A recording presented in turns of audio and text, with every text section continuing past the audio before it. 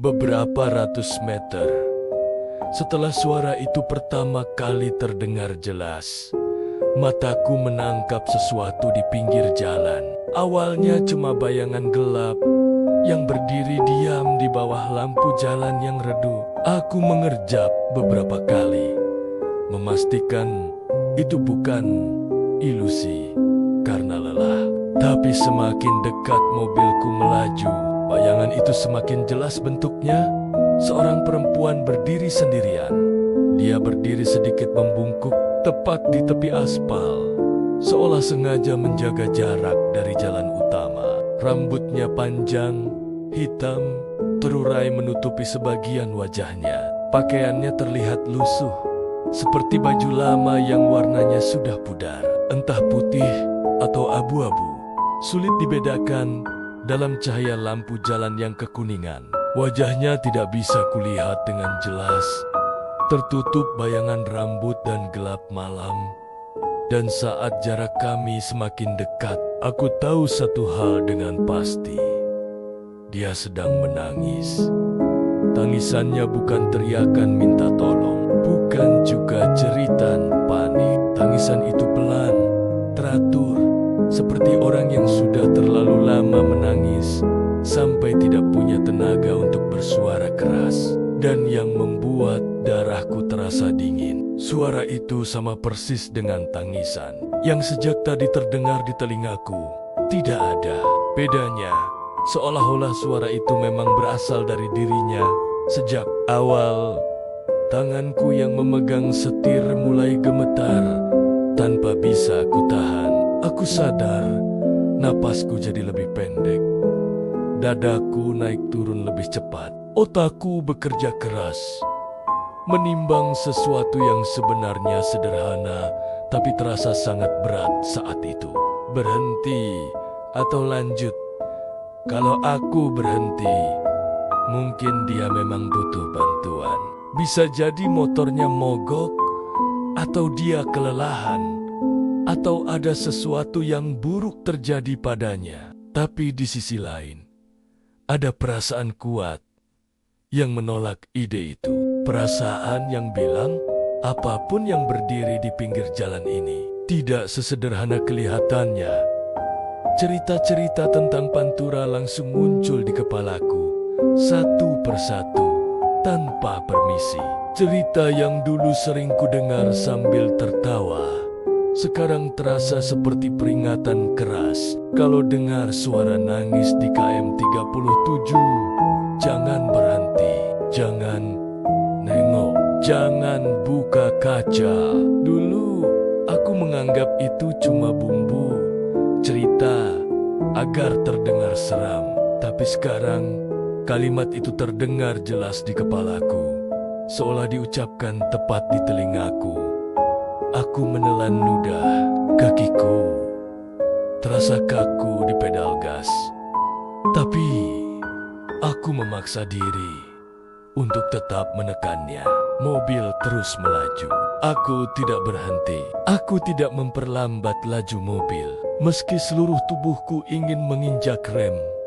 Saat mobilku sejajar dengan perempuan itu, lampu depan menyorot tubuhnya dengan lebih jelas. Rambutnya terlihat basah, menempel di pipinya. Tangisannya terdengar lebih dekat, lebih nyata. Aku menatap lurus ke depan, tidak berani melirik ke samping, tidak ingin melihat wajahnya meski hanya sekilas. Dan tepat saat mobilku melewati posisinya, sesuatu berubah. Tangisan itu tidak lagi terdengar dari luar. Sekarang, suaranya seperti berasal dari dalam mobil. Aku langsung merinding, seluruh bulu di lenganku berdiri. Aku refleks menoleh sedikit ke kaca spion tengah, memastikan jok belakang masih kosong. Aku bahkan mencondongkan badan sedikit ke depan, mencoba melihat pantulan lebih jelas. Kosong, tidak ada siapa-siapa. Aku memeriksa pintu satu persatu. Dengan pandangan cepat, semua tertutup, semua terkunci. Aku yakin aku tidak berhenti, tidak membuka pintu, tidak membuka kaca. Secara logika, tidak mungkin ada orang masuk ke dalam mobil. Tapi, suara itu semakin jelas. Isakan pelan terdengar dari arah jok belakang, tepat di belakangku. Jaraknya terasa dekat, terlalu dekat. Aku bisa mendengar tarikan napasnya. Seperti orang yang sedang berusaha menahan tangis tapi gagal. Suara itu begitu nyata, sampai aku bisa merasakan getaran halusnya di udara kabin mobil. Mas, suara itu membuat jantungku hampir berhenti berdetak. Nada suaranya lirih, lemah, tapi sangat jelas. Seolah dia sengaja berbicara pelan agar aku mendengarnya dengan baik. Mas, kenapa nggak berhenti? Aku membeku. Tenggorokanku terasa terkunci. Aku ingin menjawab, ingin berteriak, ingin mengatakan apa saja. Tapi suaraku tidak mau keluar. Napasku terasa berat, seperti ada beban di dadaku. Aku tidak berani menoleh, bahkan untuk menggerakkan kepala sedikit saja. Rasanya mustahil.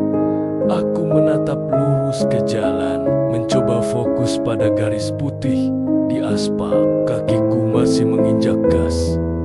Tapi anehnya mobil terasa melambat. Jarum speedometer perlahan turun. Padahal aku tidak mengendurkan tekanan kakiku. Sama sekali, aku menekan gas lebih dalam. Tidak ada perubahan. Mobil terasa berat, seperti ditahan sesuatu yang tidak terlihat.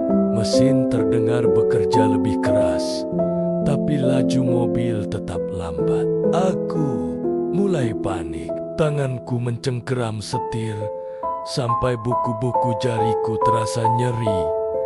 Suara isakan itu semakin dekat. Aku bisa merasakan seolah ada hembusan napas dingin di belakang leherku. Air liurku terasa kental dan aku menelan ludah dengan susah payah. Mas, dingin. Suara itu terdengar lagi. Lebih pelan, lebih dekat. Aku hampir bisa merasakan kehadirannya di belakangku. Meski mataku tidak melihat apa-apa. Dan tiba-tiba lampu mobil mati. Semua, lampu depan, lampu dashboard, lampu indikator, gelap total. Dalam sepersekian detik, dunia seakan lenyap. Yang tersisa hanya gelap dan suara tangisan yang kini terdengar sangat dekat, seolah berasal tepat di samping telingaku. Aku refleks mengerem sedikit karena panik, lalu langsung melepaskannya lagi karena takut berhenti total.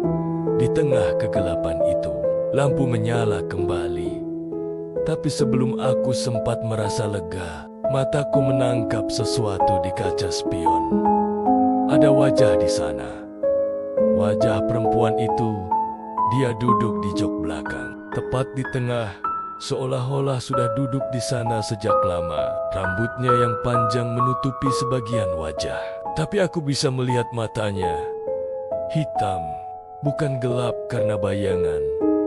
Tapi benar-benar hitam, tanpa putih mata. Bibirnya melengkung membentuk senyum tipis. Tapi dari sudut matanya mengalir air. Mata yang terus menetes.